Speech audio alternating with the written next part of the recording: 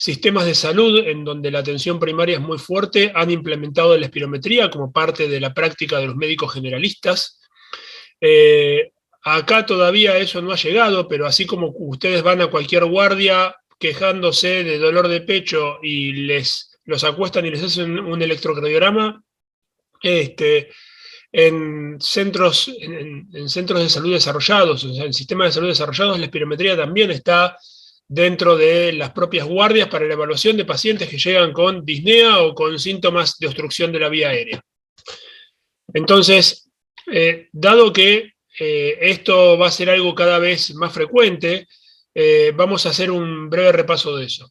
Por otra parte, los equipos de espirometría han alcanzado un nivel de estandarización que hace 30 años era impensable. Hace 30 años un espirómetro era un aparato enorme del tamaño de, no sé, de un lavarropas, y después se fue minimizando y ahora tienen prácticamente el tamaño de un celular, un espirómetro.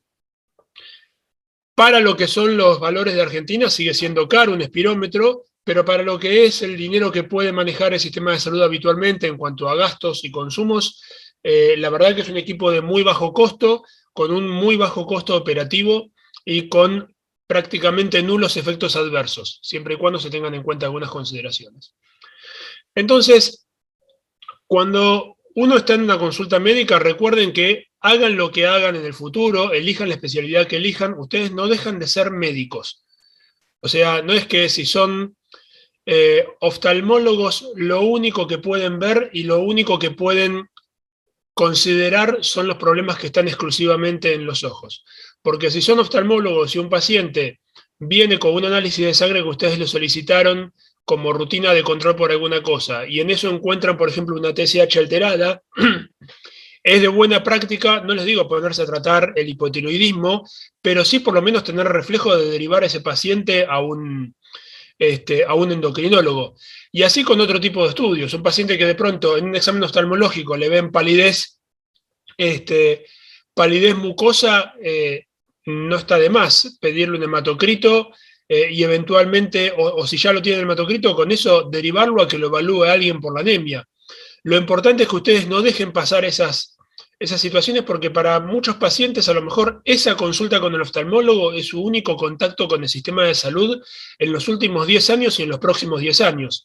Entonces, si ustedes dejan pasar esa TSH alterada o ese hematocrito, la verdad que es casi un crimen. Entonces, si un paciente llega al consultorio y les cuenta que está con falta de aire, no cuesta nada preguntarle, bueno, ¿y usted tiene antecedentes de esto? No, es la primera vez que me pasa. ¿Y lo estudiaron por esto? ¿Le pidieron algún estudio? No, no me pidieron ninguno. Bueno, ¿por qué no se hace una espirometría y un ecocardiograma?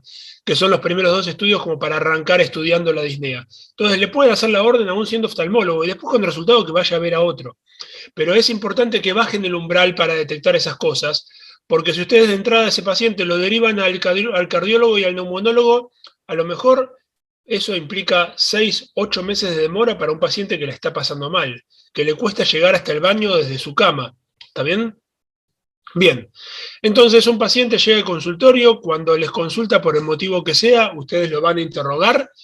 Espero que ese interrogatorio sea lo más detallado y amplio posible. El examen físico es lo que continúa.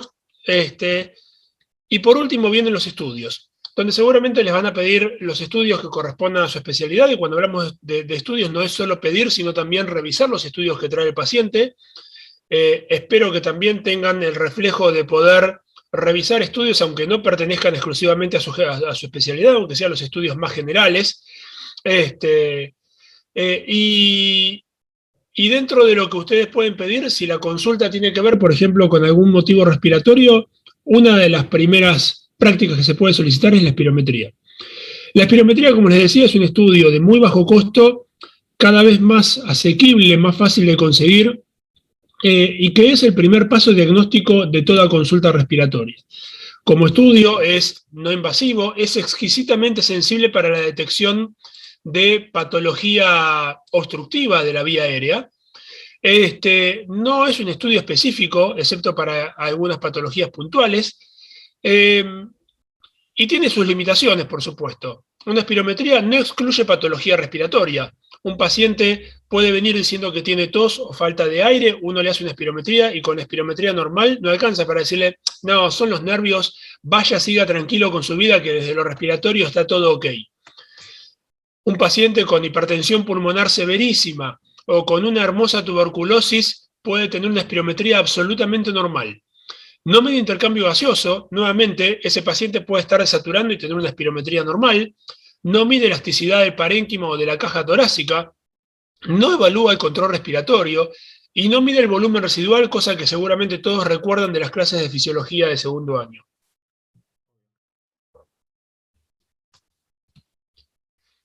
El principal problema que tiene la espirometría es que, a diferencia de otras prácticas donde al paciente se le pide que se relaje, que se quede quieto, que respire tranquilo, como por ejemplo durante una ecografía, durante una radiografía, tomografía, un análisis de sangre cuando te van a pinchar, acá el paciente es el actor principal, es quien tiene que hacer toda la fuerza, todo el empuje, todo el soplido para lograr una buena maniobra. Y eso muchas veces es realmente fatigante y exigente para el paciente. Entonces, si el paciente no está lo suficientemente relajado, no es lo suficientemente colaborador, no tiene todas sus facultades cognitivas lo suficientemente enteras o el técnico no está lo suficientemente motivado, no vamos a tener estudios que nos permitan sacar conclusiones. Espirometrías se han hecho desde hace muchísimos años, en pacientes muy añosos, en pacientes tan jóvenes como 6 meses de edad, e incluso se han hecho en las estaciones espaciales. Entonces, la verdad que no es algo complejo de hacer y de llevar. ¿Cuáles son las indicaciones para hacer espirometría? Básicamente cualquier síntoma respiratorio, a menos que con el interrogatorio ustedes ya tengan claro cuál es el diagnóstico de ese paciente, cualquier síntoma respiratorio es motivo para solicitar una espirometría. Piensen, por ejemplo, que en la Argentina, y esto es concordante con lo que sucede en buena parte del planeta, en pacientes con EPOC, saben todos lo que es EPOC, tienen perfectamente claro lo que es EPOC y cuáles son las consecuencias del EPOC. Seguramente cuando uno dice EPOC a personas no formadas en medicina, lo primero que se les viene a la mente es la imagen de Sandro o Cacho Castaña agonizando con una cánula de oxígeno. Bien, a pesar de todo el impacto público que eso tiene, alrededor de 3/4 de los pacientes con EPOC que hay en la Argentina no saben que tienen EPOC. Y esto tiene que ver con que es una enfermedad pausisintomática en sus estadios iniciales y además con un muy alto umbral para la detección de espirometría. Piensen que uno de los estudios para los cuales la espirometría es exquisitamente sensible es justamente el EPOC. Entonces, si no sabemos que 3/4 de los pacientes tienen EPOC es porque seguramente no se han hecho espirometría. Por el contrario, hay un montón de pacientes que andan caminando por la calle con el rótulo de EPOC y asma y nunca se han hecho espirometría, con lo cual es difícil saber de dónde viene agarrado ese diagnóstico. Después, pacientes asintomáticos con enfermedades con potencial compromiso respiratorio. Por ejemplo, a esta altura todos saben seguramente que ciertas enfermedades neuromusculares degenerativas terminan llevando a debilidad muscular respiratoria, enfermedades de tejido conectivo como esclerodermia, artritis reumatoidea, algunos casos de lupus, enfermedades de Sjögren pueden tener compromiso respiratorio, y es bueno saber, como ya hemos visto en alguna cursada previa, desde el primer momento dónde está parado ese paciente para poder decidir, ya que, por ejemplo, en pacientes con esclerodermia muchas veces la indicación de empezar a tratar agresivamente esa esclerodermia es el compromiso respiratorio, no las lesiones en la piel. Y después ocupacionales, un tipo que va a laburar en una mina tiene que tener controles respiratorios, probablemente más avanzados que una espirometría, pero como mínimo una espirometría. Efectos de drogas, pacientes que van a iniciar tratamiento con amiodarona, que van a iniciar tratamiento quimioterápico con algunas drogas que son tóxicas para el aparato respiratorio, con anticuerpos monoclonales. Los anticuerpos monoclonales tienen compromiso respiratorio descripto y ahora se están utilizando cada vez más. Y hay una enorme presión de la industria farmacéutica para utilizarlos de manera cada vez más diversa. Todos esos pacientes deberían tener por lo menos una espirometría al comienzo de su tratamiento. También para evaluar los efectos adversos, porque si yo a un paciente le voy a dar amiodarona, le pido antes de empezar a darle la amiodarona una espirometría, pero dentro de 2 o 5 años tengo que pedirle una nueva espirometría para ver si esa amiodarona está generando daño o no. Puntualmente para saber si la tengo que suspender la amiodarona y reemplazarla por otra droga, por ejemplo. En pacientes tabaquistas, si bien las guías dicen que aquellos pacientes que tienen una carga tabáquica mayor a 10 paquíar son los que se deberían hacer espirometría, esto probablemente esté desfasado con esta realidad que yo les decía, donde los espirómetros son equipos de bajo costo y que están cada vez más disponibles, con lo cual cada vez hay más tendencia a pedir espirometría a todo paciente que fuma, tenga disnea o no tenga disnea, tenga síntomas o no tenga síntomas, tenga tos o no tenga tos. En evaluaciones prequirúrgicas, en evaluaciones prelaborales, para estudios epidemiológicos, y después simplemente hay que tener algunas contraindicaciones que la verdad que son bastante fáciles de recordar. Puntualmente, cualquier cosa que sea pasible de complicarse con maniobras de Valsalva, con aumento de la presión intratorácica o intraabdominal, está contraindicado hacer una espirometría, por lo menos hasta que esa situación se encuentre controlada. Entonces, pacientes que tienen un aneurisma cerebral conocido, un aneurisma de aorta torácico abdominal conocido, que hayan tenido un infarto o una disección aórtica, que hayan pasado por una cirugía reciente, todos esos pacientes están habitualmente contraindicados para hacerse una espirometría y es bueno que el médico que está en el consultorio sepa eso. Tengan en mente simplemente esto que yo les decía del aumento de presión intratorácica y les van a salir fácil todos los motivos. Bien, ahora, una vez que llega el resultado, hay que ver, por esto que yo les decía, de que las espirometrías dependen mucho de la colaboración del paciente y de la capacidad del técnico de guiar a ese paciente para lograr buenos estudios. Entonces, vale la pena preguntarle al paciente algunos datos sobre el resultado y no limitarse únicamente al párrafo que pone el médico especialista. Como si, por ejemplo, lo midieron y lo pesaron, y si cuando lo midieron descalzo, ¿sí? Recuerden que la espirometría, junto con otras pruebas de función pulmonar, se comparan contra valores teóricos que se elaboran a partir de la antropometría del sujeto. Y si la antropometría está mal, entonces el valor teórico está mal y el porcentaje del teórico, por supuesto, va a estar mal.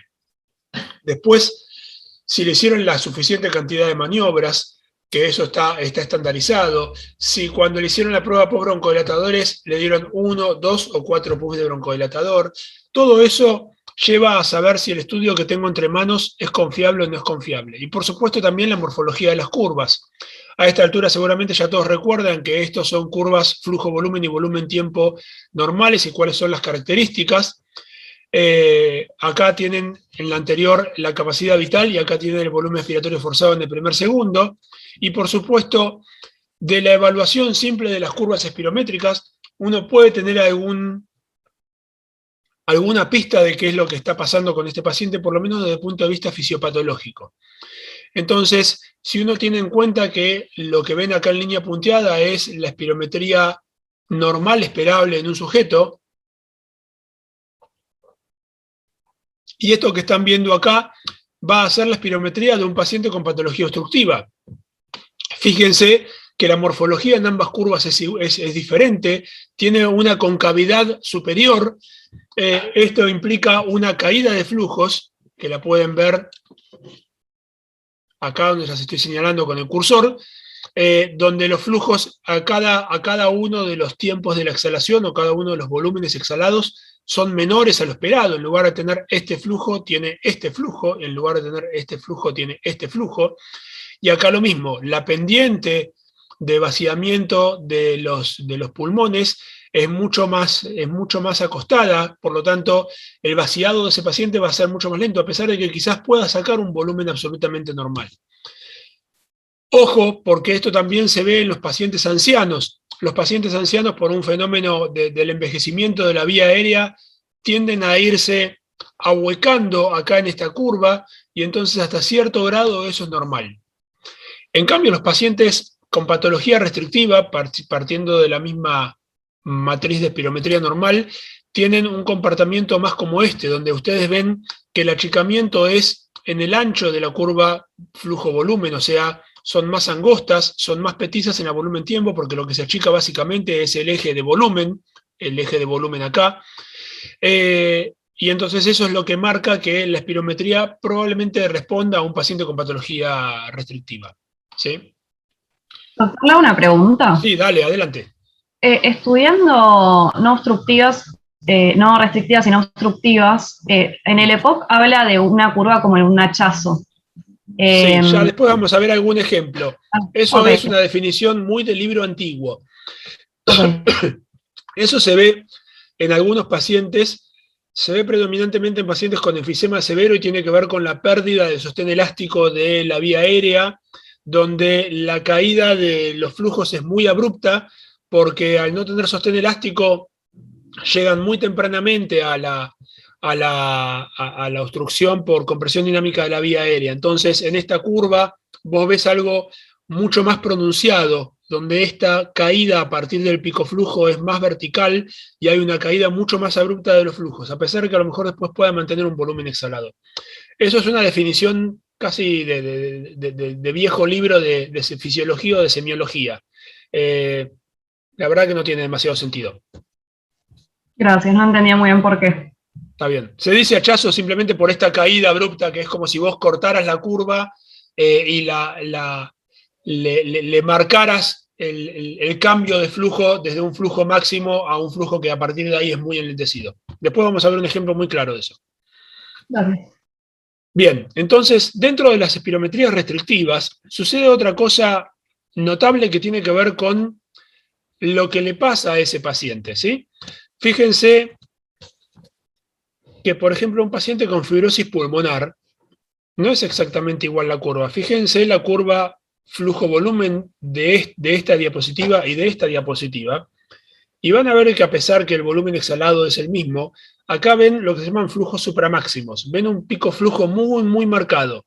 ¿A alguien se le ocurre por qué es esto en un paciente con fibrosis pulmonar idiopática, por ejemplo? ¿Alguien tiene alguna pista? Tal vez por la mayor elasticidad, entonces hay como mayor retracción de todo el parénquima y hace que el aire salga más rápido. Exactamente. Si vos vas a inflar un globo de cumpleaños y ese globo de cumpleaños tiene una pared de, no sé, 100 micrones, ¿sí? Cuando esa pared elástica del globo de cumpleaños se desinfla, se va a desinflar con determinada violencia que está dada por cuán inflado esté ese globo y por cuánta fuerza elástica esté haciendo esos 100 micrones de grosor de látex que están contrayéndose, ¿no es así? Ahora, si vos vas a inflar el mismo globo de cumpleaños, pero ahora la pared ya no mide 100 micrones, mide 700 micrones, o sea, es mucho más gruesa, hay mucho más látex ejerciendo fuerza para volver, seguramente se va a desinflar más violentamente y mucho más rápidamente. Esa violencia del desinflado es la que genera este pico flujo mucho más alto. ¿Está bien?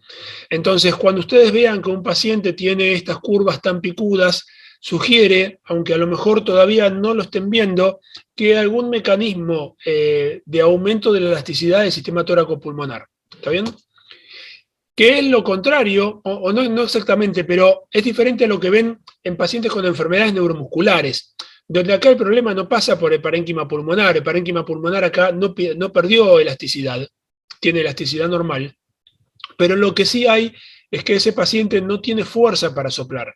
Entonces, cuando sopla, no logra hacer ese flujo violento que hacen al principio los pacientes.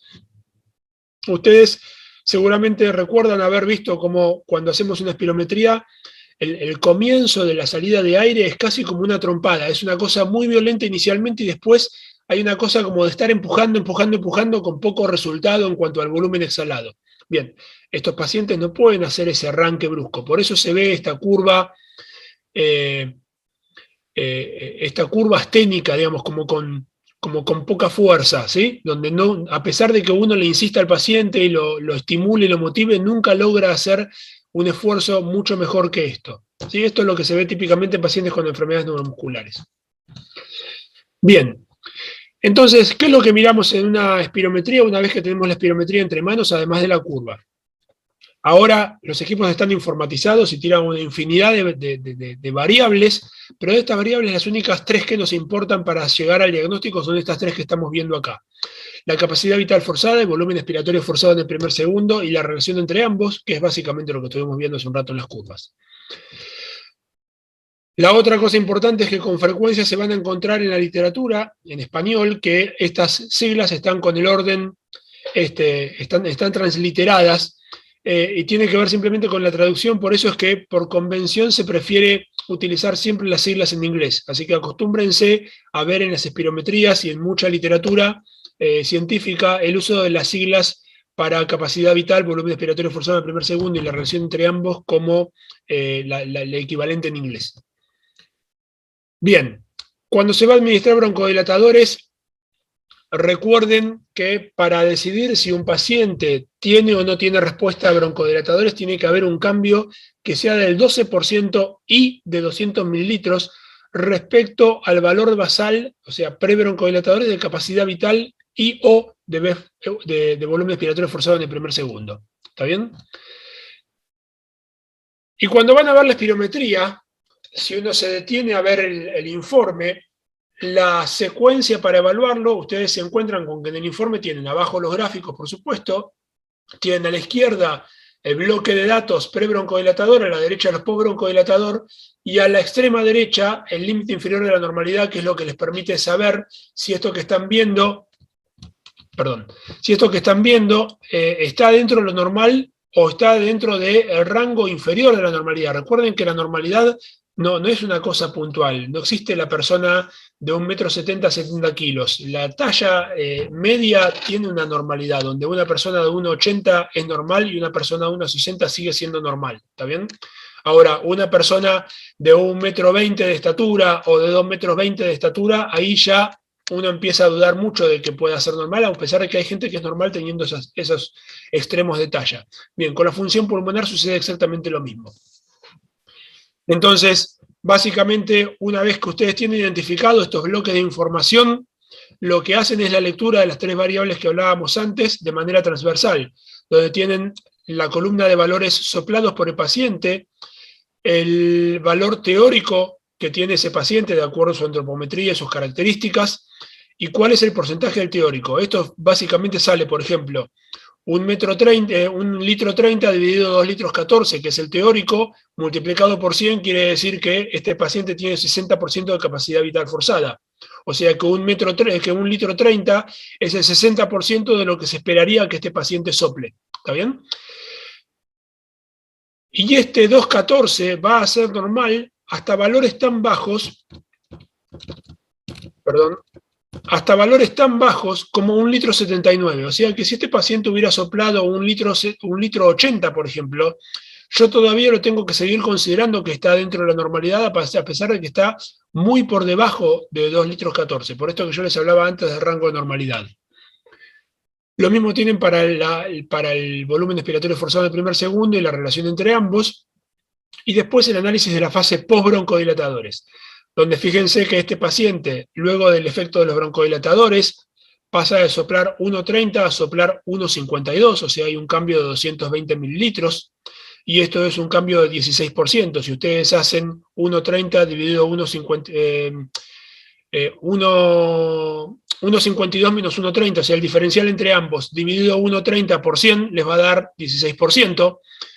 Y lo mismo para el volumen expiratorio forzado en el primer segundo, donde pasa de 930 mililitros a 1,170 litros. Y también la diferencia les va a dar 25%. Entonces, guiándose por esta frase que tienen arriba, este paciente tiene respuesta de capacidad vital.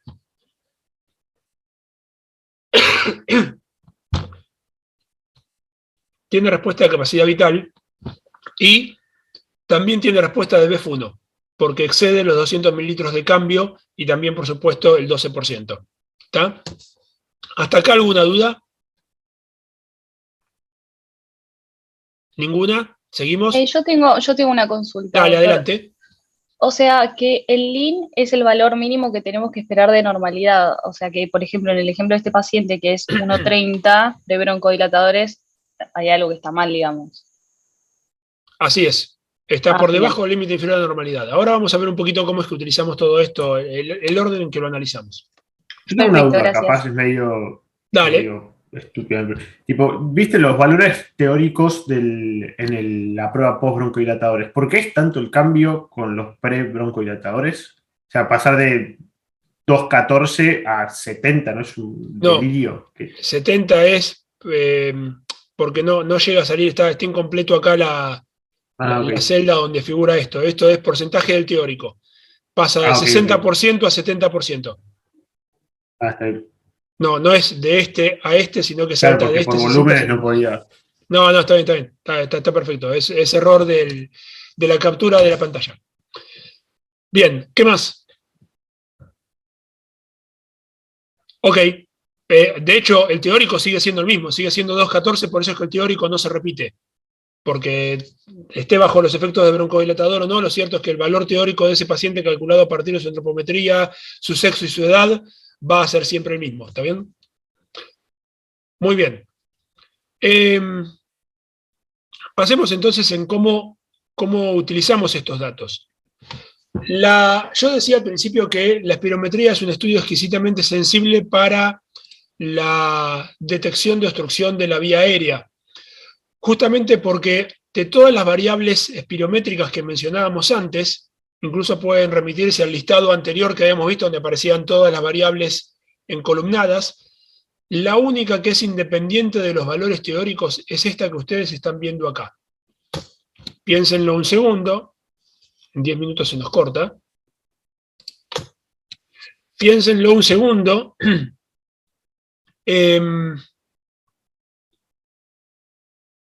Fíjense, este litro 30 va a estar supeditado a su valor teórico, ¿sí?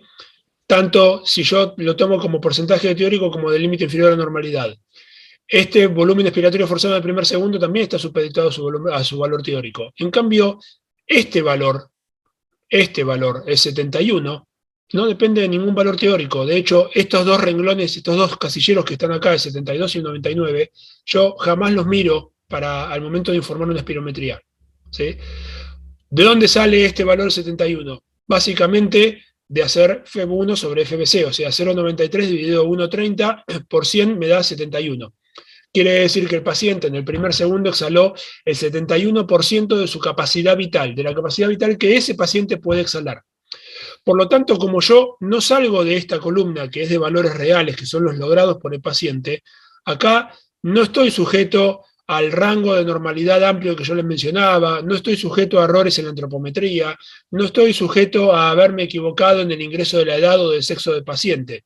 Entonces, el valor más fuerte que tiene una espirometría es este de acá, que depende de lo que el paciente haya soplado exclusivamente. Por eso es que si yo arranco por acá, me encuentro que a partir de acá yo voy a discriminar pacientes que tienen patología obstructiva de aquellos que no tienen patología obstructiva. Y eso es lo más importante que tiene la espirometría. Si el paciente no tiene patología obstructiva, probablemente no tenga nada, por lo menos grosero desde el punto de vista fisiopatológico, que esté dañando sus bronquios o que esté generando alteraciones en el calibre bronquial.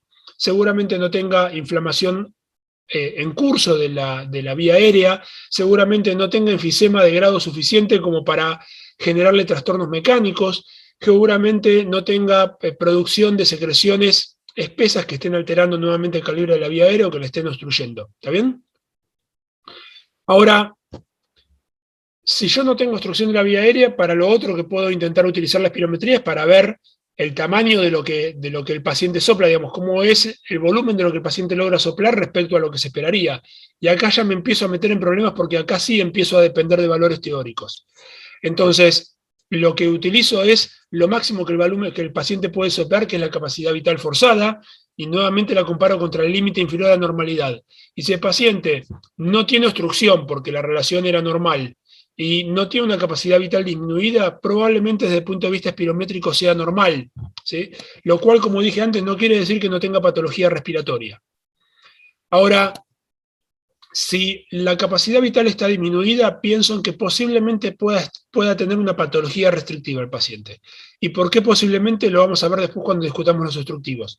Pero ya lo tengo que empezar a mirar con más detenimiento ese paciente. Por ejemplo, empezar a ver si el paciente me contó que fuma o que ha fumado durante muchos años, si me cuenta que de chico tenía infecciones respiratorias a repetición o que en su casa cada tanto lo tenían que nebulizar o lo llevaban corriendo en una guardia, altísimas chances de que ese paciente hoy en día tenga asma o que hoy en día tenga bronquiectasias, por ejemplo.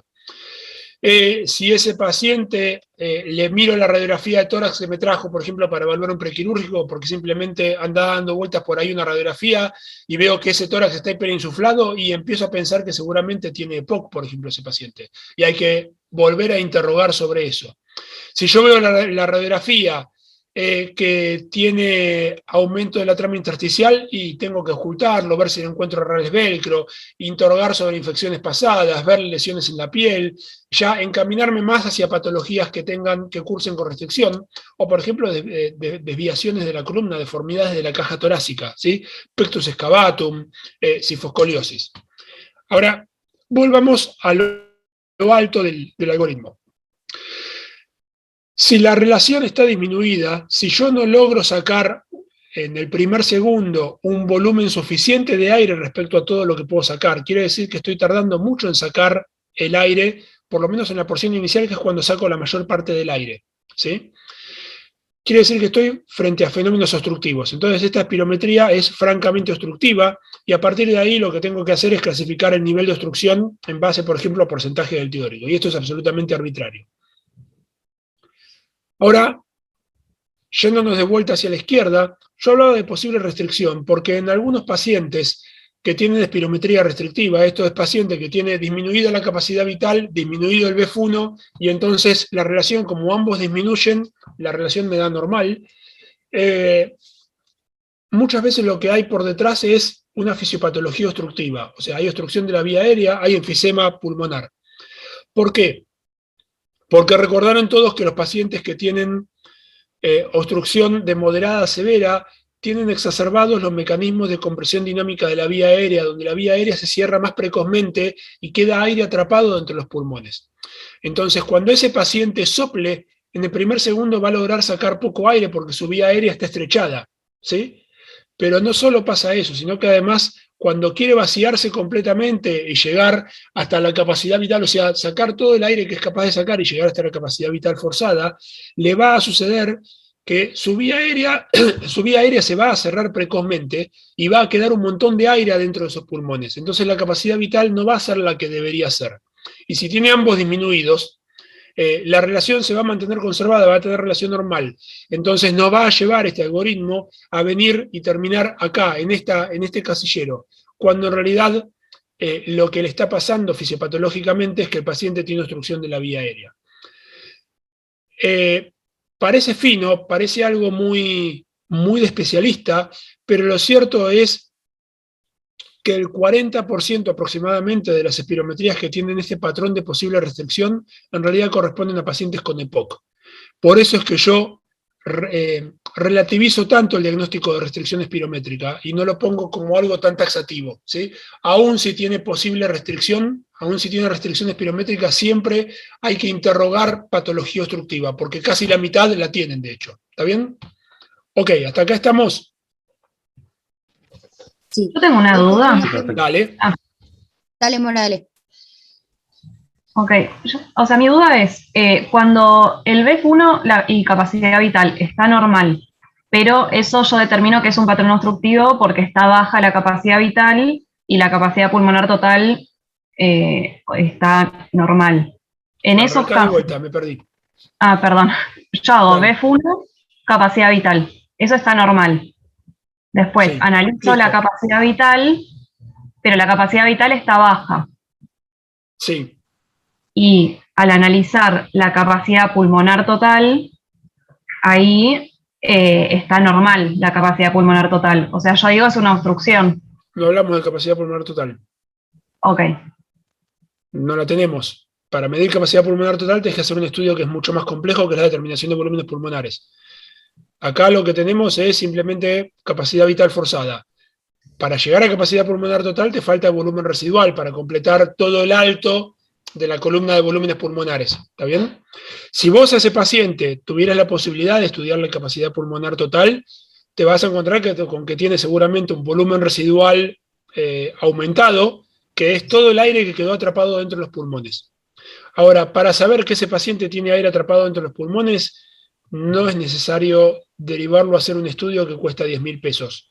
Simplemente con mirar una radiografía con horizontalización de las costillas, diafragmas aplanados, evaluarlo desde el punto de vista semiológico y darte cuenta que tiene un tórax en tonel, que tiene un abdomen quizás algo excavado, más los antecedentes, te alcanza para saber que ese paciente tiene atrapamiento aéreo. ¿Está bien? Pero le hago una pregunta, o sea, en esos casos el paciente podría tener un patrón que no necesariamente es obstructivo en la espirometría, pero tener un trastorno obstructivo. ¿Es Así más es. frecuente que estén asintomáticos? O sea, ¿eso se correlaciona con la clínica o no necesariamente? Mira, en pacientes respiratorios el tema del asintomático es algo bastante relativo, porque ¿cuál es uno de los principales síntomas en medicina respiratoria? La disnea. Se está por cortar la conexión. Si se corta, entramos de vuelta al mismo link. Ok, la disnea, Ok, ¿y la disnea de qué depende? del ejercicio que haga el paciente. Ok, vos podés tener disnea en reposo, ahí no hay discusión, pero si tenés disnea en reposo probablemente ya sea tarde para todo. Pero si no haces ejercicio y la disnea todavía no es en reposo, pero sí la lográs evocar en ejercicio, pero tu vida es absolutamente sedentaria, pueden pasar años y años con tu enfermedad avanzando sin que llegues a tener disnea. Claro, Entonces, ok. los síntomas como la disnea, esos síntomas que dependen del esfuerzo, hay que ir a buscarlos o a preguntarlos. ¿Está bien? Ok.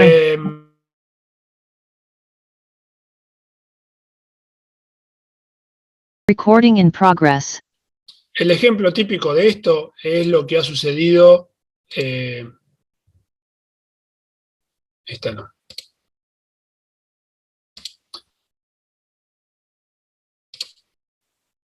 Es lo que ha sucedido con la pandemia, donde la gente estuvo encerrada en su casa, entonces los pacientes no consultaban. Claro, si no salían ni a la puerta de la casa. Los pacientes los llamabas por teléfono y ¿cómo anda? Bien. ¿Y está con falta de aire? ¿Está con algún síntoma? No, no, estoy perfecto, estoy igual que siempre. Y después empezaron a venir, cuando se empezó a abrir la actividad y los pacientes empezaron a asomar la cabeza de las casas, empezaron a hacer las compras, gente que a lo mejor hizo home office durante 1 año y medio y de pronto un día lo llaman a la presencialidad y quieren volverse caminando desde la oficina para no subirse a un colectivo, y te vienen a consultar porque dicen que no llegan hasta la casa.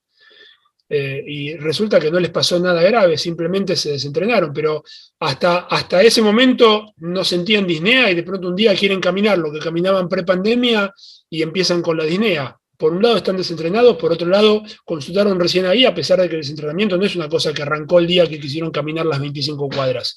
Fue todo un proceso que fue generándose durante 1 año y medio de sedentarismo. Por eso es que a veces cuando uno tiene dudas, es bueno someter al paciente a alguna prueba más dinámica, por ejemplo, una caminata de 6 minutos. Obligarlo al paciente a generar algún gasto, a caminar, a moverse y ver qué es lo que le pasa para poder objetivar eso. Porque si no, los pacientes dicen, no, yo estoy fenómeno, claro, fenómeno sentado delante de una computadora todo el día. ¿Está bien? Entonces, hay que ir y buscar puntualmente y ser bastante incisivo en el tema de los síntomas respiratorios como la disnea, que es básicamente el síntoma más general y el más molesto para el paciente y para el médico, porque es difícil de estudiar. ¿Está bien? Sí, gracias. Ok. ¿Qué más? ¿Qué otra duda? Yo tengo una duda, no sé si esto es más de fisiología, pero ¿por qué sucede esto que dijo de que los pacientes con enfisema se les cierra las vías aéreas tan precozmente? Uh-huh. O sea, porque además genera como esta dificultad diagnóstica e interpretación de los resultados un poco. Bien. Sería lindo tener a mano una diapositiva que ilustra eso, pero no la tengo, vamos a tardar mucho en buscarla. Básicamente lo que sucede es lo siguiente. A ver, ¿vos viste las camas elásticas estas donde juegan los chicos? Que están montadas arriba de un bastidor, sí, que están montadas arriba de un bastidor, con varios resortes que arrancan desde el anillo de hierro, varios resortes y una lona en el medio estirada por esos resortes. ¿Te imaginas ese modelo? Sí, sí. Ok, imagínate ahora que el contorno de esa lona es la pared de un bronquio. ¿Me seguís? Está bien. Sí, sí. Ok, o sea que ahora ya no es más una lona, sino que es un anillo. No es un disco, sino un anillo. Suponete que por X causa vos empezás a cortar resortes. ¿Qué va a pasar con ese anillo? O sea, se debilita, digamos. Empieza a perder, por un lado empieza a perder su redondez. Se empieza a deformar de alguno de los extremos y empieza a hacer a lo mejor algo octogonal, luego hexagonal, finalmente cuadrangular, después triangular, ¿no? hasta que Sí. si soltás y dejás solamente 2 resortes, se te colapsa completamente. Ok, eso por un lado. Por otra parte, imagínate que vos ahora ese anillo lo dejaste sujeto solamente de 3 resortes. ¿Tá? Y estoy improvisando absolutamente. Lo dejaste sujeto de 3 resortes. Vos ahora tenés toda una pared redundante que antes se abría en arco de vértice a vértice del triángulo, pero así como antes se abría hacia afuera, ahora también puede ser empujada hacia adentro. Y si es lo suficientemente laxa, puede llegar hasta el centro y las 3 paredes se tocan y se te cierra completamente el anillo, lo que antiguamente era un anillo. ¿Te Se ubicás? colapsa, digamos. Exactamente, bien. En el enfisema lo que pasa de manera generalizada es eso. Los bronquios se mantienen abiertos por la tracción radial que ejercen, o mejor dicho, la tracción circunferencial que ejerce el parénquima pulmonar hacia afuera. ¿Sí? El parénquima es traccionado permanentemente hacia afuera por la presión intrapleural que es negativa. Entonces, todo lo que son tabiques de tejido conectivo en el pulmón, todo tracciona hacia la pleura, siempre. Todo tiende a estirarse hacia la pleura, por eso es que el pulmón se pega a la pleura. ¿Está bien? Y eso también te mantiene abierta la vía aérea. Si vos empezás a cortar tabiques, es como si cortaras resortes. Claro. Entonces, lo que sucede en el enfisema con esto de la destrucción de tabiques alveolares es no solo la pérdida de la superficie de intercambio gaseoso con la consiguiente hipoxemia, sino también la pérdida de sostén elástico para esas paredes bronquiales. Por eso es que a pesar de que en el enfisema la vía aérea a lo mejor no está inflamada, hablamos de modelo puro de enfisema, en el enfisema la vía aérea no está inflamada, se obstruye. Y no solo se obstruye, sino que además es muy susceptible de los cambios de presión, porque esas paredes laxas que antes lograban hacer el círculo, ahora quedan redundantes y flotando, en cuanto vos las empujás un poquito, tienden a ir hacia el medio. Claro, no tiene nada que Entonces, lo tire para afuera. Exactamente, no hay nada que lo mantenga para afuera. Ah, perfecto. ¿Te Me cierra quedó como clarísimo. modelo? Sí, sí, buenísimo, gracias. Bien, voy a tener que armar una diapositiva con una cama elástica ahora. Doctor, una pregunta. Vale. ¿Y eso del porcentaje del BF1 con respecto al teórico es pre-broncodilatadores, post-broncodilatadores? Es la gran controversia en medicina respiratoria. A ver, en medicina respiratoria viene sucediendo algo desde hace muchos años que es la apropiación de la espirometría por parte de grupos de interés, así como lo escuchan. ¿Sí? Como la espirometría es un estudio muy bueno para diagnosticar EPOC puntualmente, todo lo que son las guías de EPOC se han apropiado de la espirometría y han transformado la espirometría como el instrumento para el diagnóstico y seguimiento de la EPOC. Y por supuesto, si es el instrumento para el diagnóstico y seguimiento de la EPOC, también es para decidir y definir su tratamiento. Por lo tanto, esto, por supuesto, está monitorizado o está motorizado por aquellos que venden el tratamiento, básicamente, ¿no? Entonces, la definición de obstrucción espirométrica en EPOC es aquel paciente que tiene una relación FEB1-FBC disminuida, o sea, que tiene obstrucción, y postbroncodilatadores. ¿Por qué es esto? Porque cuando se hacen trabajos de investigación y uno hace espirometrías a pacientes que pasan caminando por la calle, vos querés incluir a ese paciente en un estudio que incluya solamente pacientes EPOC, el modo de discriminar de los pacientes que entran a hacerse la espirometría, cuáles son EPOC que tienen obstrucción espirométrica, de cuáles son asmáticos que también tienen obstrucción espirométrica, es que los asmáticos tienden a revertir la obstrucción post-broncodilatadores, en cambio los EPOC no, porque no tienen el mismo nivel de inflamación y no tienen reversibilidad básicamente con broncodilatadores. Entonces la definición de espirometría de un EPOC es aquella espirometría obstructiva luego de la administración de broncodilatadores. Pero lo cierto es que ese paciente, si luego de la administración de broncodilatadores tiene una espirometría que es normal, pero antes de los broncodilatadores era obstructiva, y vos te agarrás únicamente de los valores post-broncodilatadores, a ese paciente le vas a poner un rótulo acá en la frente que dice espirometría normal, siga con su vida, no tiene nada en los pulmones ni en la vía aérea. Entonces, uno con la espirometría está tratando de encontrarle los problemas a la gente, no tratar de minimizarlos. Entonces, lo correcto cuando vos estás informando una espirometría es informar sobre lo que al paciente le está pasando al momento que entra a la consulta o al momento que entra a hacerse el estudio, que es lo que encontrás en el prebroncodilatador. El postbroncodilatador es el estado que vos le generás haciendo una intervención en ese momento. ¿Tá?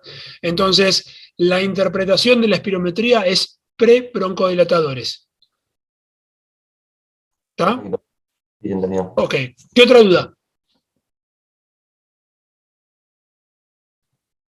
¿Ninguna otra pregunta? Dale.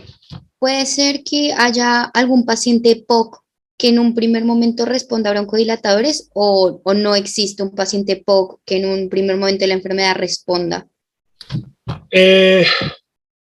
Mira, si un paciente en algún momento de su vida tiene respuesta a broncodilatadores, tenés que cuestionarte el diagnóstico de EPOC.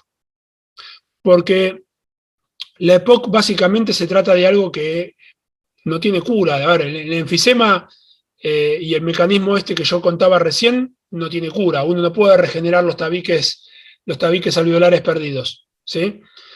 La inflamación de la bronquitis crónica no es solamente la tos productiva que el paciente tiene a la mañana con expectoración blanquecina y qué sé yo, sino que además esa irritación constante de la vía aérea va generando cicatrices. Y esas cicatrices son circunferenciales y hacen que el bronquio se vaya remodelando y quede con el calibre cada vez más fino progresivamente, donde todo es tejido cicatrizal.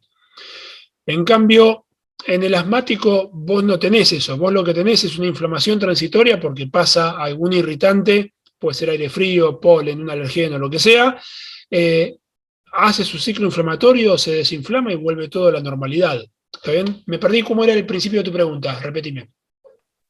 No, se respondió igual. Si un paciente POC al inicio de la enfermedad, o sea, antes de que haya tanta remodelación, puede responder a broncodilatadores.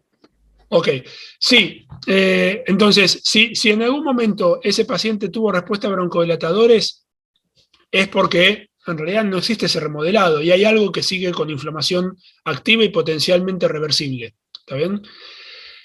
Por otra parte, los pacientes asmáticos que tienen todo este mecanismo inflamatorio intrínseco a ellos, son mucho más sensibles a las noxas. Entonces, lo peor que vos le podés hacer a un asma es fumarle encima. Digamos, si alguno de ustedes tiene asma y además se le ocurre prenderse un cigarrillo de vez en cuando o en forma consistente, sepan que la van a pasar muy mal en su adultez tardía. Los peores niveles de obstrucción se suelen ver en pacientes que han tenido problemas de asma, de chicos o de jóvenes, y algún día se les ocurre empezar a fumar, esos hacen una obstrucción que es mucho más marcada que la que tiene el paciente no asmático fumador. ¿Está bien? Esos pacientes habitualmente son los que tienen estas espirometrías que tienen un comportamiento mixto, que por momentos se comportan como EPOC, por momentos se comportan como asma, y algunos investigadores incluso han acuñado un término o un supuesto síndrome de superposición entre ambas cosas, que simplemente es la mezcla de los síntomas de ambas patologías. ¿Sí? La otra cuestión es que los pacientes asmáticos no siempre tienen respuesta a broncodilatadores. Ojo, va a depender mucho del tipo de asma que tenga, del momento en que lo agarres respecto a si tiene o no tiene crisis, y los pacientes asmáticos tampoco tienen siempre espirometría obstructiva. De hecho, la mayor parte de las veces tienen espirometría normal si están fuera de crisis. ¿Está? ¿Qué más? Doctor, ¿y por qué dicho todo esto, el GOLD para el EPOC es postbroncodilatador? Porque necesitan, por lo que contaba al principio, tienen, a ver, la prioridad es tener un criterio rígido de clasificación para poder incluir o no incluir pacientes en protocolos de estudio, en estudio de investigación científica. Entonces, suponete que vos te dedicás a investigar en medicina respiratoria y te dicen, bueno, tenés que salir a la calle y buscar 50 pacientes con EPOC. ¿Cómo haces para buscar 50 pacientes con EPOC? Le haces el cuestionario, les preguntás si fuman o no fuman o si fumaron, perfecto, hasta ahí tenés los factores de riesgo y el cuestionario. Ahora necesitas una prueba que lo confirme. ¿Cuál es la prueba para confirmar si tiene POC? La Biopsia de espirometría. bronquio no le podés hacer, espirometría, perfecto. Entonces, ¿cómo haces ahora si la espirometría obstructiva no es patrimonio exclusivo de los EPOC, sino que también te puedes encontrar espirometría obstructiva en los pacientes con bronquiectasias o en los pacientes asmáticos? ¿Cómo haces para saber que este paciente obstructivo que tenés es ciertamente un EPOC y no otra cosa? Claro, le hago el broncodilatador y veo que no tiene respuesta. Así es, exactamente. ¿Por qué es importante eso? Porque vos le vas a dar un tratamiento que querés demostrar que es bueno para EPOC. Si vos tenés mezclado dentro de toda esa población un paciente que tiene buena respuesta a broncodilatadores, que responde 20%, por ejemplo, con broncodilatadores, y la verdad que te va a contaminar los resultados. Ese paciente no se va a comportar ni va a reaccionar de manera diferente, su esperanza de vida va a ser diferente, su mortalidad va a ser diferente, su tasa de complicaciones va a ser diferente. Entonces, este criterio GOLD de la espirometría post-broncodilatadores sin respuesta a broncodilatadores tiene que ver con eso, con los criterios de inclusión en protocolo de investigación. Pero no te sirve para lo que es la práctica asistencial. Gracias. Ok. ¿Alguna pregunta más? Seguimos. Bien, esto es algo de lo que mencionaba antes de los valores de corte. Los valores de corte tienen un valor teórico que es el promedio, puede ser el 1,70 m para la talla, los 70 kilos para el peso o lo que se les ocurra. Y después tienen un rango de normalidad que es toda esta franja verde que están viendo acá. Entonces ustedes se encuentran un día en una visita a un paciente que está parado acá, ¿sí? Y ustedes no saben si este paciente está viniendo desde acá y en realidad ha estado toda su vida orillando la normalidad, o en realidad es un paciente que en los últimos 5 o 10 años ha venido atravesando la normalidad. Con el paciente que está señalado en negro, con este paciente no van a hacer ningún tipo de intervención, lo dejan que siga su vida porque constitucionalmente es así, digamos, es como el tipo petizo, ¿sí? Ahora,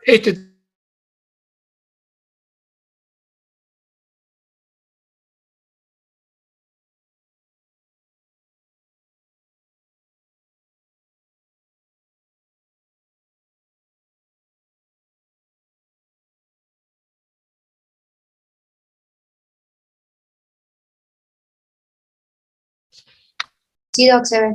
Bueno, ok.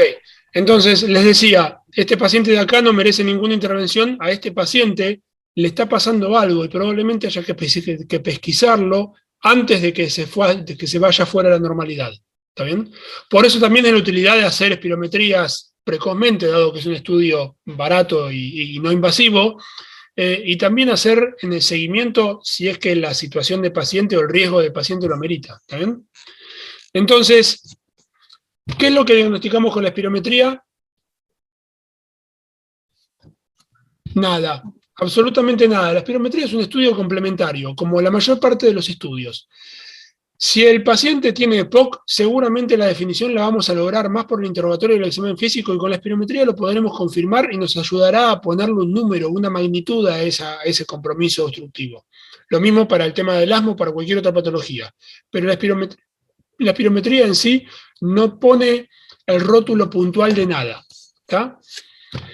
Fíjense, por ejemplo, estas espirometrías de un paciente con síntomas respiratorios. Este era un paciente asmático que acá lo que ven es la progresión de capacidad vital forzada y la progresión de BEF1. En rojo tienen el BEF1 pre-broncodilatadores y acá post-broncodilatadores. Estos son los valores de BEF1 en el 2010, ¿sí?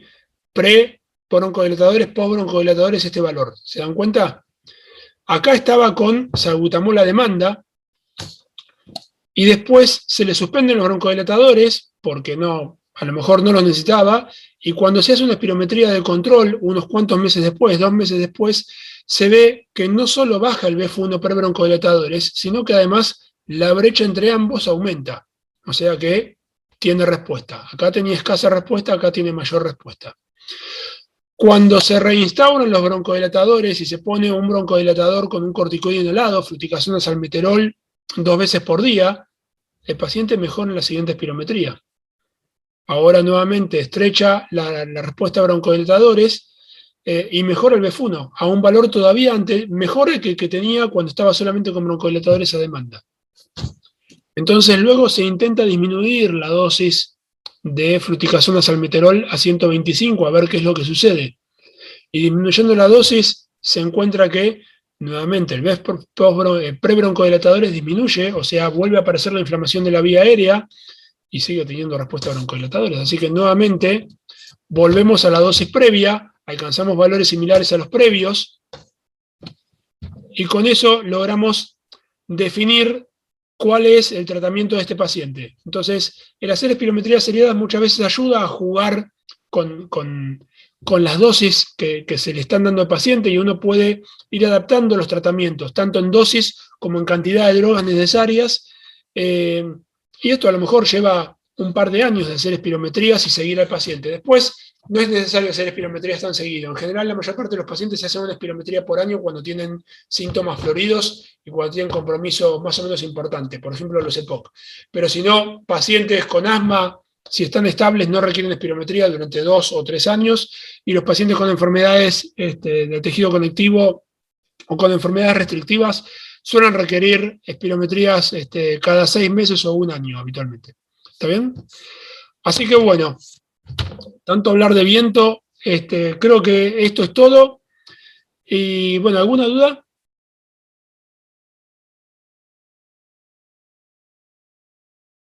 ¿Ninguna pregunta? Perdón, entonces cuando al Dale. principio hago el diagnóstico de asma, al principio tengo que hacer estas espirometrías seriadas para ver qué tratamiento le doy a este paciente y después una vez que ya lo estabilizo, las prolongo por 3 años.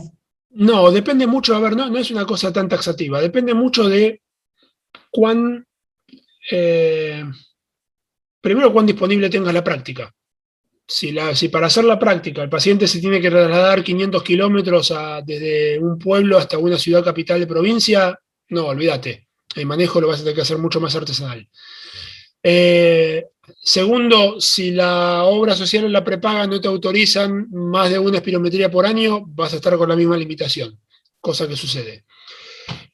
Tercero, si el paciente está lo suficientemente estable y a lo mejor optás por dejarlo durante un tiempo más prolongado con el tratamiento inicial y después que se termina de estabilizar, recién ahí empezás a experimentar.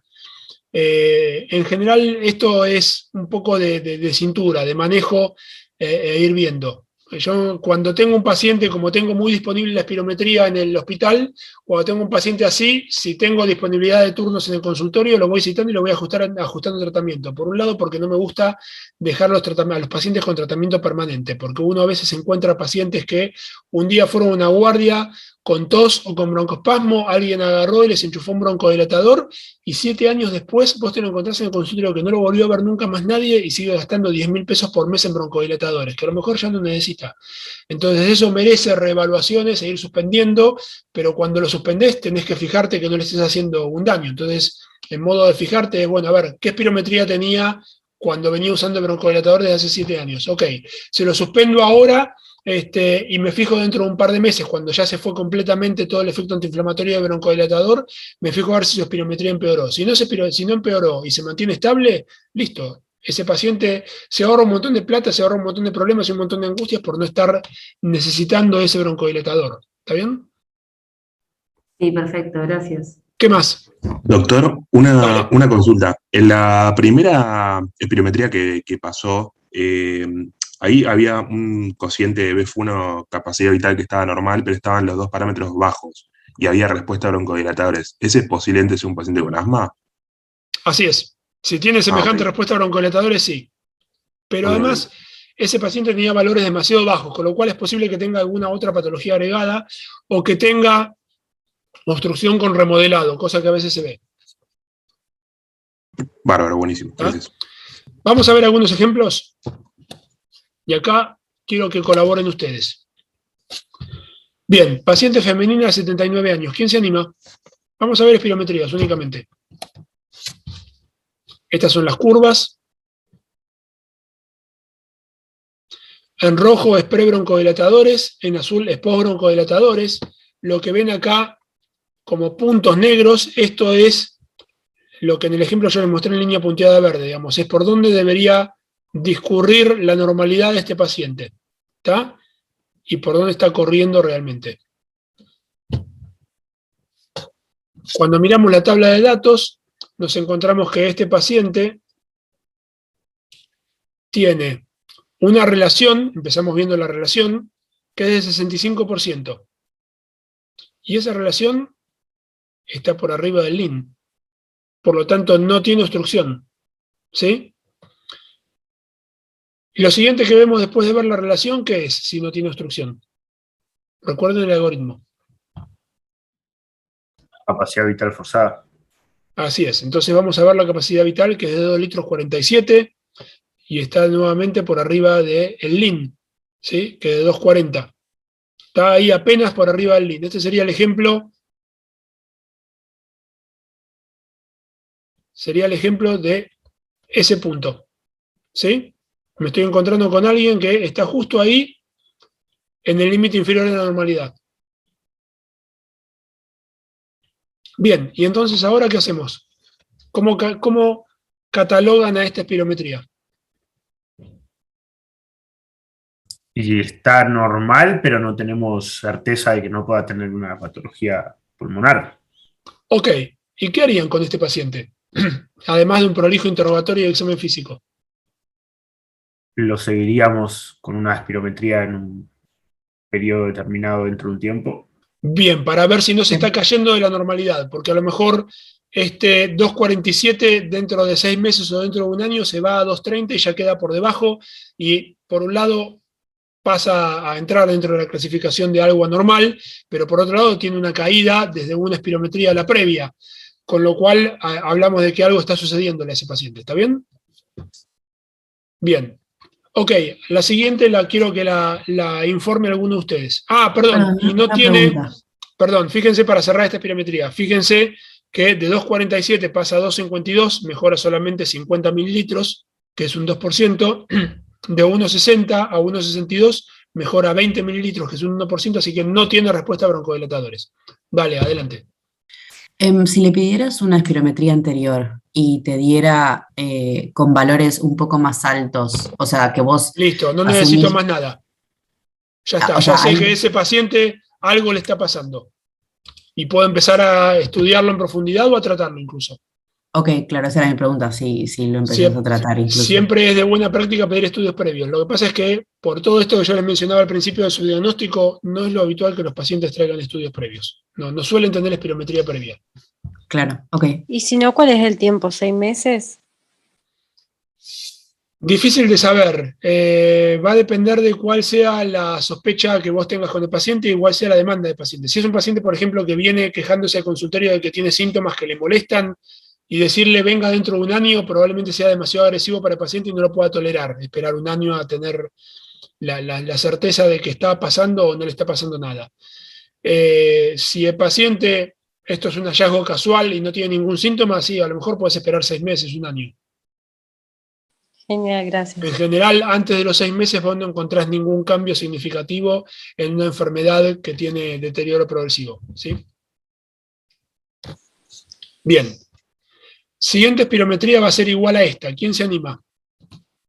Paciente femenina de 40 años. Alguien que levante la mano.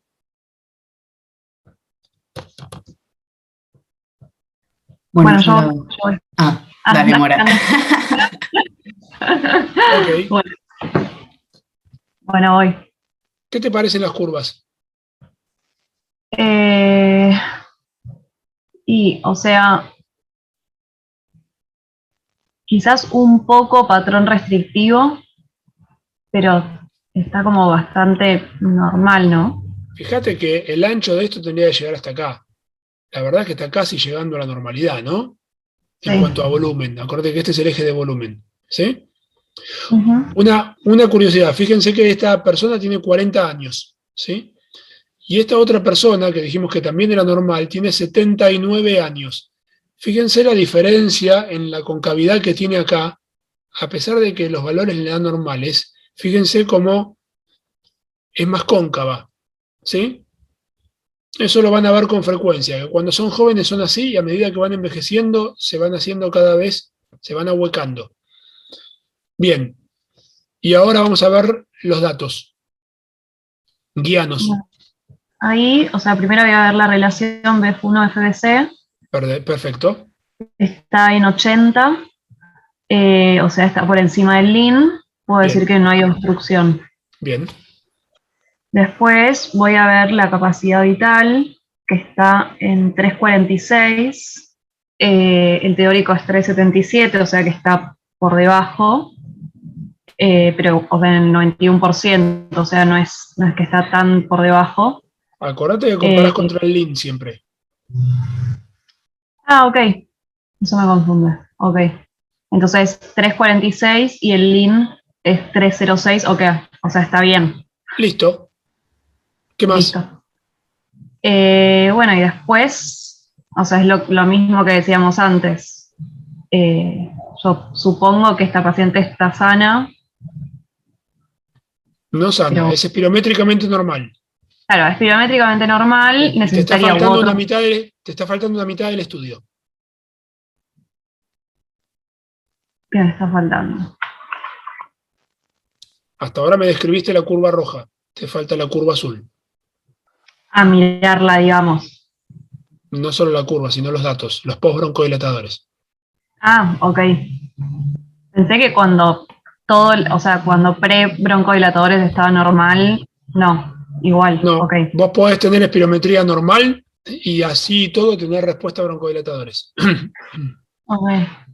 Bueno, vuelvo a mirar la relación, está en 81, o sea, bastante similar, pero lo más importante va a ser el BF1, que es 291. El cambio fue de un 5%, o sea, no hubo mucha respuesta. Bien, ¿qué más? Acordate que la respuesta a broncodilatadores la valorás tanto en capacidad vital como en BEF. 358, hubo un cambio del 3%, lo mismo. Bien, perfecto. O sea, ¿tiene respuesta o no tiene respuesta? No tiene respuesta significativa. Perfecto. Muy bien. No, significativa no. ¿Hay o no hay? La respuesta a broncodilatadores es binaria. ¿Sí? Ok, Si te da 11% es negativa. perfecto. Bien. Siguiente, ¿quién se anima? Perdón, Doc, una consulta. Dale. ¿Cómo calculo los mililitros de cambio? No me quedó, o sea, nosotros mencionamos ahora los porcentajes, pero Ok. lo que tiene. Vos tiene que tenías cambiar, creo que- 3,46 en esta espirometría, pasaste a 3,58. 3 litros 46, pasaste a 3 litros 58. ¿Cuánto es la diferencia en mililitros?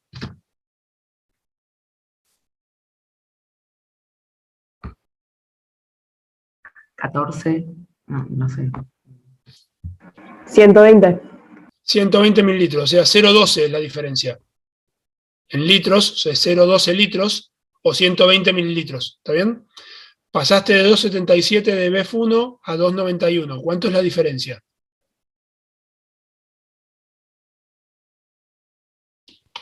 Perdón, no entiendo qué cuenta está haciendo.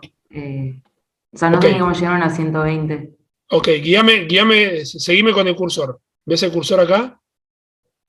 En 346, en FBC 346. Sí. Ok, bien. Acá estoy mostrando en litros la capacidad vital forzada. ¿Está bien? Sí, sí. Bien. Tiene 3 litros 46, que es lo mismo que si vos dijeras 3.460 mililitros. ¿Estamos de acuerdo? Yo 3 lo tengo que litros. pasar a mililitros para hacer la diferencia. Es lo mismo. O si no podés hacer en litros, tiene que haber una diferencia de 0,2 litros. ¿Sí? Pero vos tenés acá, lo que pasa es que uno está acostumbrado a hablar en mililitros siempre cuando habla de magnitudes chicas. Pero vos tenés 3 litros 46, pasa a 3 litros 58 en el postbroncodilatadores. La diferencia de 3,46 a 3,58 es de 0,12, ¿sí? Si vos haces 3,58 menos 3,46 te da 0,12. ¿Estamos de acuerdo? Perfecto. Ok, esos son 0,12 litros o, lo que es lo mismo, 120 mililitros. Tenía un problema con las unidades, está bien. Está bien. Gracias. A ver, practiquemos. Hacé el ejemplo con BF1. Haceme la cuenta con BF1. Arrancamos de 2,77. Tal vez uno serían 2.770 mililitros versus 2.910 y tendría que hacer esa cuenta que la diferencia es más o menos de 200 mililitros. ¿Cuánto te da la diferencia entre 2770 y 2910? No, tenía una calculadora, pero Vamos, cálculos mentales. Por eso es más fácil verlo, hacer la cuenta en litros, porque tenés menos ceros para meter en el medio. pasa palabra, ¿no? Que la haga alguien más, no puedo. De 14, 2,77. o sea, 140 mililitros sería. 0,14 o 140 mililitros. De 2,77 a 2,91 tenés 0,14 de diferencia, 0,14 litros. ¿Está bien? Por lo tanto, tampoco cumple el criterio de cambio de volumen, porque no llega a los 200 mililitros. Tenés 120 para la capacidad vital y 140 para el BF1. ¿Sí? Y tampoco Sí, cumple el perfecto. criterio de porcentaje de cambio. ¿Quedó? Sí, gracias. Ok, pasamos al siguiente. ¿Quién se anima con el siguiente?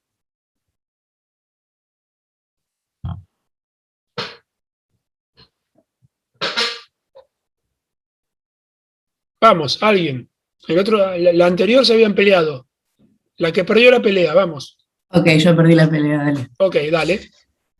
Bueno, una mujer de 28 años, asumo que solo le hicieron una prueba, o sea, no hubo un post broncodilatador, solo Correcto. el SIN. Por lo que veo, en volumen llega normal, o sea, el puntito de hecho está antes de a donde llega la prueba. Y después no coincide exactamente con los puntos y con el pico tampoco coincide del todo, pero no lo veo tan disminuido tampoco. Bien, nunca va a coincidir, ¿sí? Ok, claro, lógico. Bien, y ahora la tabla. Bueno, entonces, veo la relación que da 87 en un lean que es de 75, así que está sobre el lean. Perfecto. Eso está bien. Asumo que no tiene una obstrucción. Paso a ver la capacidad vital, que es de 3,59, sobre un lean que es de 2,66, así que está perfecto.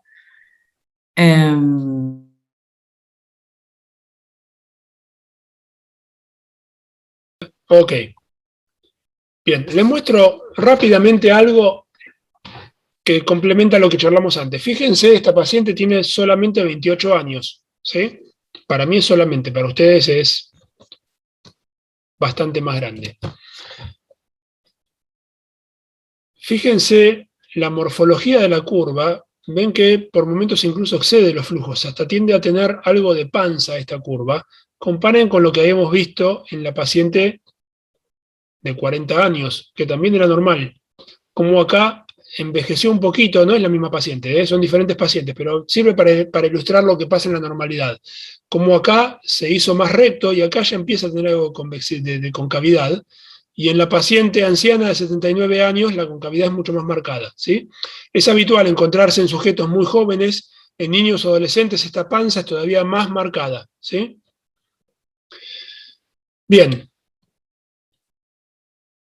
Ok, esto es otro ejemplo de seguimiento de otro paciente, pero fíjense cómo tanto la capacidad vital como el BF1 pueden ir cambiando a lo largo del tiempo. Acá tienen 4 años de seguimiento, de 2013 al 2017, y cómo este paciente, haciéndose una espirometría por año aproximadamente, va modificándose, con lo cual es una buena excusa para seguir haciendo espirometrías, porque quiere decir que no logramos mantenerlo acá arriba.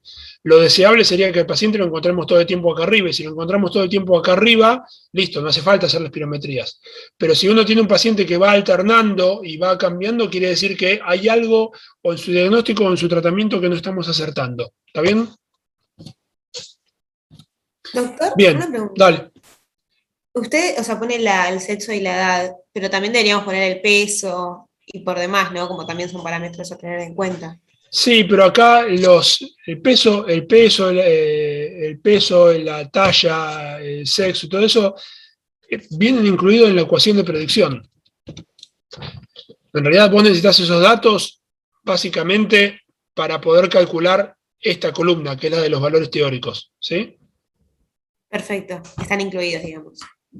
¿Se entiende que sí? Sí. Bien. Esta es una paciente femenina de 18 años. ¿Quién se anima? Yo paso. Dale. ¿Estamos? Sí. Bueno, tampoco hay postbroncodilatadores, solo el PRE, y está disminuido el volumen y el flujo también. Bien. Y fíjense otra cosa más. ¿Se acuerdan que yo en la paciente anterior de 28 años les había dicho que tenía un poquito como de panza, de convexidad? Esta está muy rectificada y todavía es más joven, es de 18 años. Yo esperaría que tenga más panza que la de 28 años todavía. Pero sin embargo, está más rectificada, parecida a la espirometría de la de 40. ¿Está? Ok, adelante. Bueno, primero vemos la relación, que es de 80, o sea, está por encima del LIN. Y después, ahí ya podemos descartar la obstrucción, y después vemos la AFBC, que es de 254, está también por encima del LIN. Está, perdón, por debajo del LIN. Entonces, en ese caso, ya podemos pensar una restricción. Así es. Esto es un síndrome restrictivo en un paciente con miastenia gravis. ¿Sí? Bien. Otro. ¿Quién más se anima?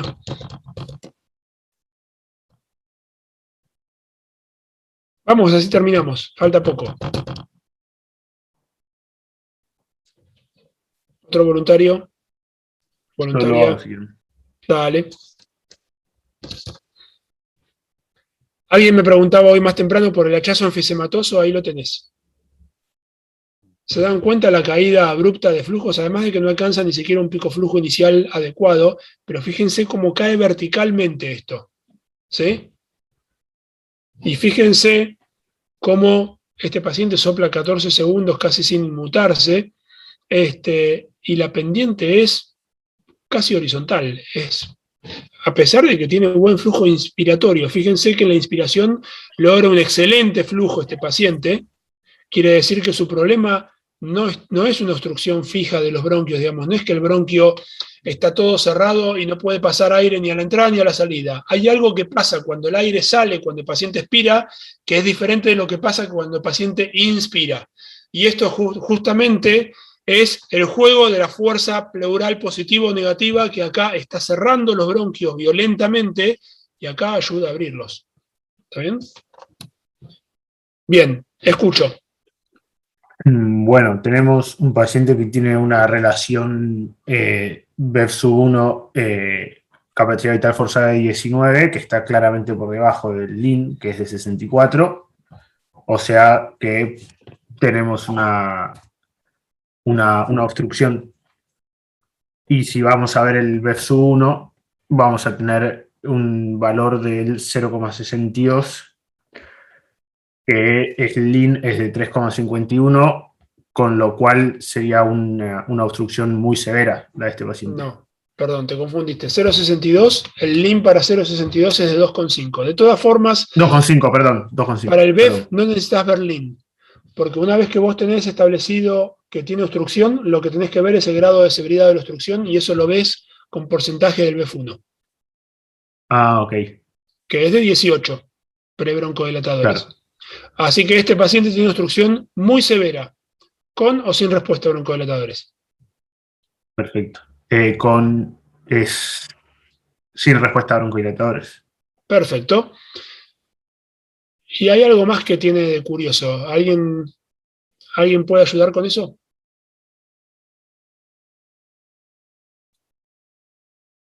Vamos, ¿qué más tiene de particular esta espirometría? Tiene la capacidad vital forzada disminuida. Perfecto, tiene la capacidad vital forzada disminuida. ¿Por qué?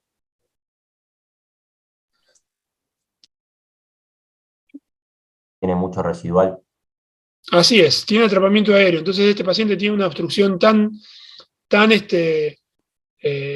marcada que no logra vaciarse. Y fíjense que acá no logra hacer una meseta, no logra llegar a un vaciado completo de los pulmones. Si yo a este paciente lo siguiera haciendo soplar, puede soplar a lo mejor 24 o 25 segundos tranquilamente sin alcanzar flujo cero.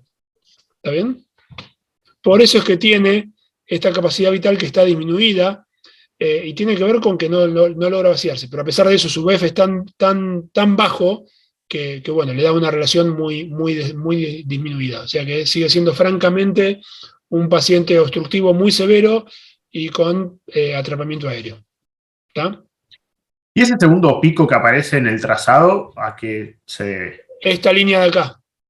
Sí. Esta línea de acá es sincrónica con esta línea de acá y la pone la computadora. ¿Por qué la pone la computadora? Porque corresponde al primer segundo. O sea que lo que sucede al primer segundo con los volúmenes y flujos acá es lo mismo que está sucediendo al primer segundo con los volúmenes y flujos acá. ¿Sí? Esto es un identificador que se pone para discriminar algunas cuestiones técnicas al hacer la espirometría, que básicamente si el paciente tiene tos antes o después del primer segundo. Si tiene tos antes lo vas a ver a la izquierda de esta línea vertical, si tiene tos después lo vas a ver a la derecha. Pero son cosas más finas. Está bien. Doctora, a mí me quedó una duda. Dale. Mire, dale. No, yo le quería preguntar, nosotros estamos viendo siempre la expiración, digamos, todo lo que está por debajo de las abscisas, ¿no le damos bola en este momento? Es que la espirometría está pensada para evaluar lo expiratorio. Lo inspiratorio, la verdad que no se le da demasiada importancia. Para lo único que sirve la curva inspiratoria es para valorar obstrucción de la vía aérea superior, ¿sí? Intra o extratorácica, que eso lo deben recordar los libros de fisiología. Pero no le den bolilla a eso, porque la verdad que es muy raro de ver. La espirometría está pensada más que nada para lo expiratorio y siempre todo se enfoca y todos los libros se enfocan en lo expiratorio. ¿Está? Perfecto, gracias. Doctor, yo me quería hacer una pregunta que va un poco de la mano de la pregunta de mi compañera. Me resulta muy raro ver que el área bajo la curva, tanto de la inspiración como la expiración, como que no coincide, y me genera la duda, o sea, si inspira tanto aire, ¿en qué momento lo saca si no lo está sacando ahí? No, porque acá vos lo que tenés no es volumen, digamos, el área bajo la curva acá no es volumen. El volumen es el ancho, porque esta curva, el eje de las X es el volumen. Entonces, sí, ok. Saca 3 litros y pico, 3 litros 18, ¿sí?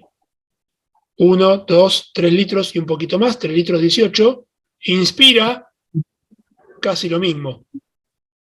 ¿Está? Claro, sí, está bien, me mareé con... Listo, gracias. Bien. Ok, esta es la progresión espirométrica del mismo paciente, de este que veíamos recién en la espirometría.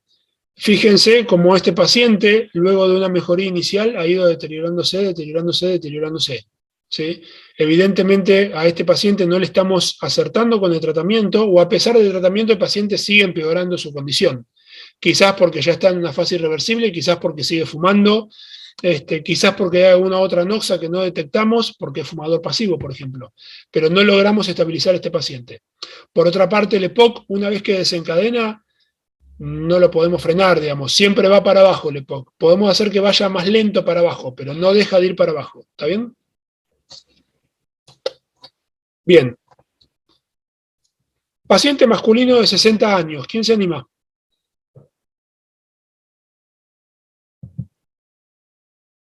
Vamos, que creo que es la última. Dale, yo la hago. Dale.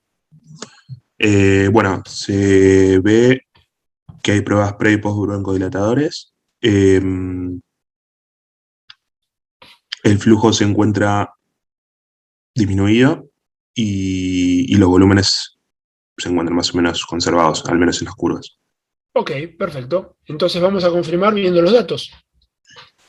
Bueno, la relación BF1-FBC está disminuido con respecto al IN, por lo tanto podemos hablar de patrón obstructivo.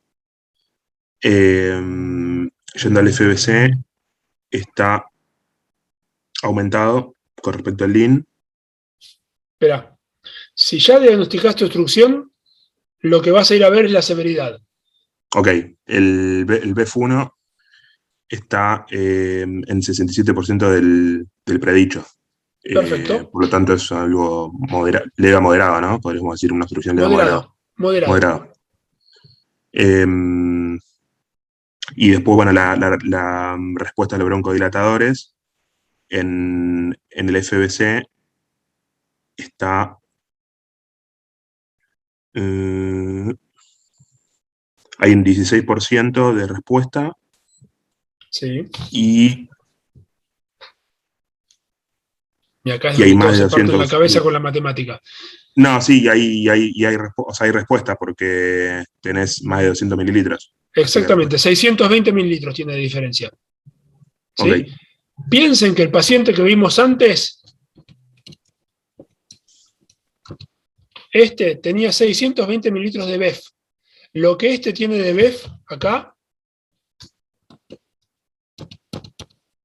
lo tiene de cambio de capacidad vital con los broncodilatadores. ¿Sí? Para que tenga una idea de lo mal que estaba el paciente anterior y de todo lo que está mejorando este paciente con broncodilatadores, digamos, todo lo que se está perdiendo este paciente de respirar en su vida cotidiana por no tener tratamiento broncodilatador. Lo esperable, lo deseable es que este paciente viva más así, con 4,32 que con 3,70, viva más con 2,52 o todavía más arriba que con 2,20. Fíjense que pasa de tener 85% del teórico de capacidad vital a tener 100% del teórico de capacidad vital. Fíjense que pasa de 67% del teórico de BEF1 a tener 77% del teórico de BEF1.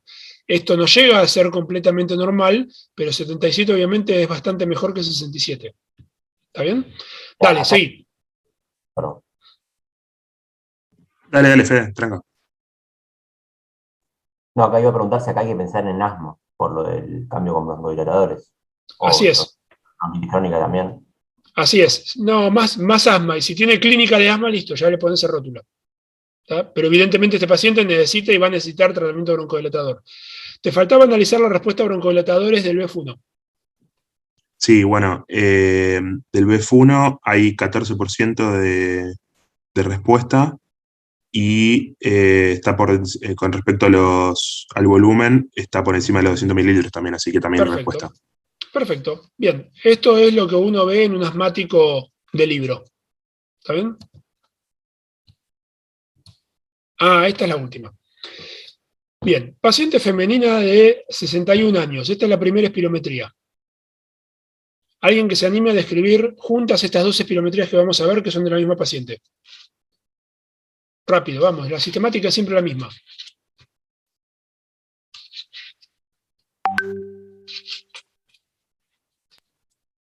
Bueno, voy yo. Vemos en cuanto a la morfología, pre y post broncodilatador bajo, o sea, pocos cambios.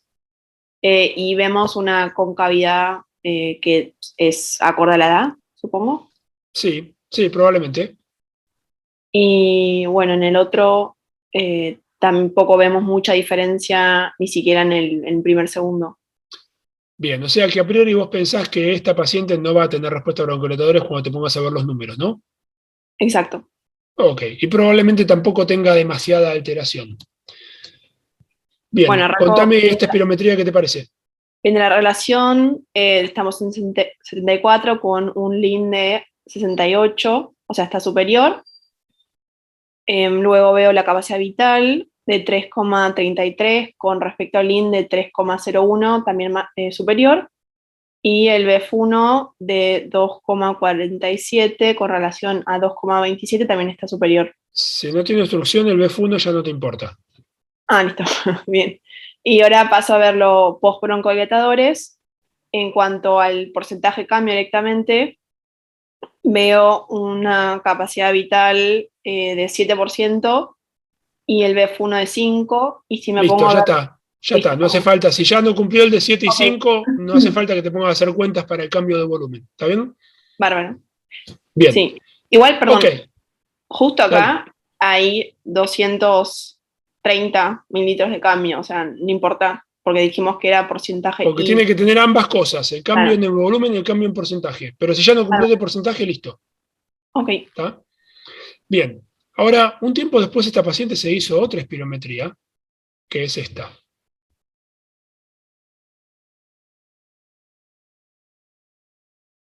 ¿Comparamos?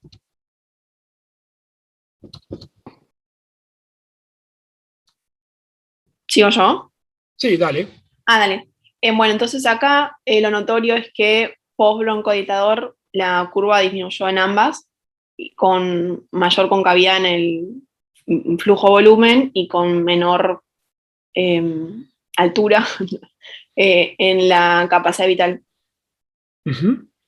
Y bueno, no sé si directamente pasar a comparar el cambio o hacemos desde cero. Hacé desde cero. Dale, relación entonces de 69 en relación a 68, o sea, muy levemente superior.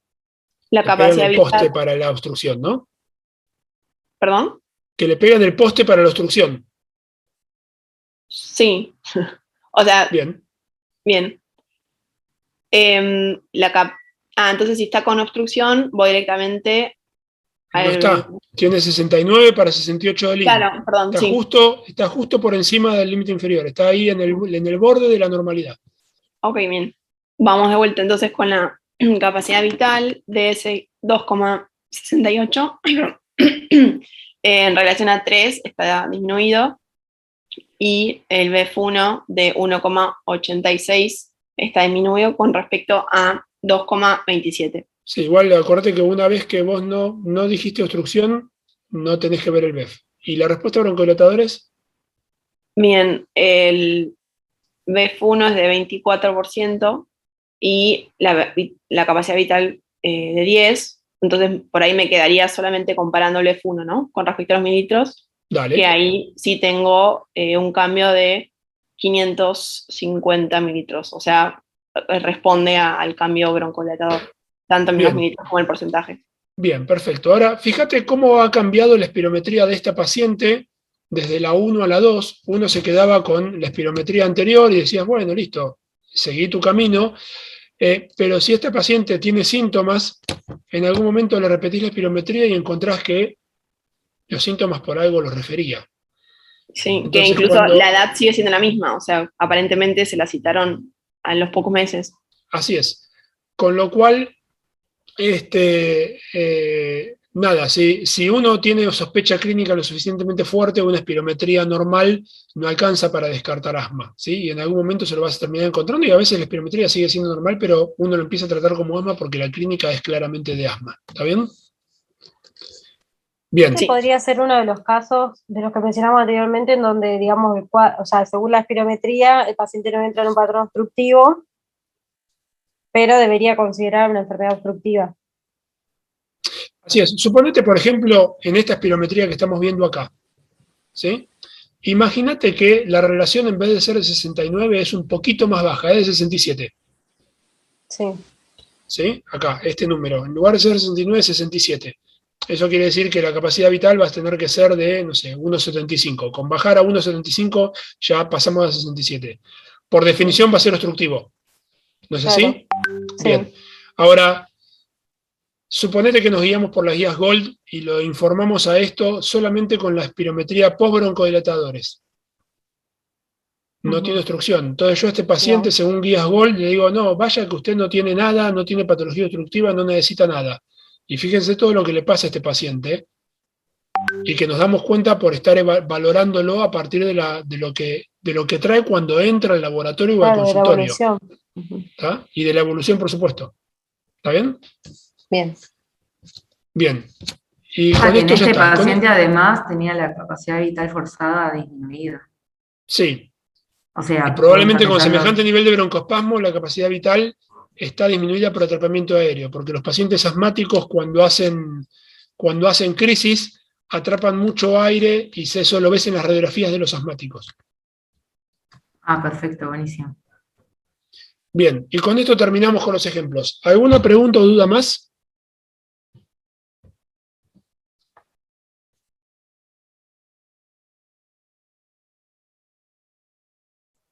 Doctor, una pregunta. En Neumo vimos un algoritmo que hablaba de espirometrías y después otros estudios para ver obstrucción y restricción. Sí. Y hay como una posibilidad de que haya obstrucción con la relación normal, que es cuando la capacidad vital está baja. Supongo que como baja el BEF, también baja la capacidad vital, se mantiene la relación. Sí. ahí, o sea, porque usted decía que directamente se descartaba cuando la relación está bien, se descarta obstrucción. O sea, ya sí estamos haciendo ahora. Entonces, hay que tener en cuenta esa posibilidad, es muy rara. Descartás obstrucción espirométrica, pero acuérdate lo que yo mencioné antes. Hasta el 40% de las espirometrías restrictivas corresponden a patología obstructiva. Ah, claro. ¿Está? Okay, Entonces, ahí justamente se da ese fenómeno que vos estás mencionando de disminución de la capacidad vital por atrapamiento aéreo, y entonces te da falsamente restricción, pero en realidad tiene patología obstructiva ese paciente. Y ahí lo tenés que valorar clínicamente, lo que decía antes. Tiene tórax en tonel, tiene antecedentes de tabaquismo, tiene hiperinsuflación, etcétera, etcétera, y listo. Ya está, tiene obstrucción. Y si le haces espirometrías a lo largo del tiempo, seguramente en algún momento vas a encontrar la oscilación y vas a ver que esto es alternante. ¿Está? Ok, y ahí el gráfico, digamos, da igual que una restricción o da más bien como una obstrucción. Depende de los pacientes. En algunos se ve como una restricción, quizás restricción con un poquito de concavidad. Pero no se guíen por los gráficos porque eso requiere ver mucho gráfico y no hay. No hay un punto de corte definido. Guíense siempre por los números para clasificar las espirometrías. Bien, gracias. ¿Está? ¿Qué más? ¿Qué otra duda? ¿Nada más? Bueno, muy bien. Cortamos acá. Calculo que 10:30 estará empezando De Vito con su clase. Ahora le aviso que terminamos para que programe la siguiente. Muchas gracias, Doc. Gracias, doctor. De nada. Gracias. Hasta luego, suerte. Gracias. Chao, chao. Gracias. Chao, gracias.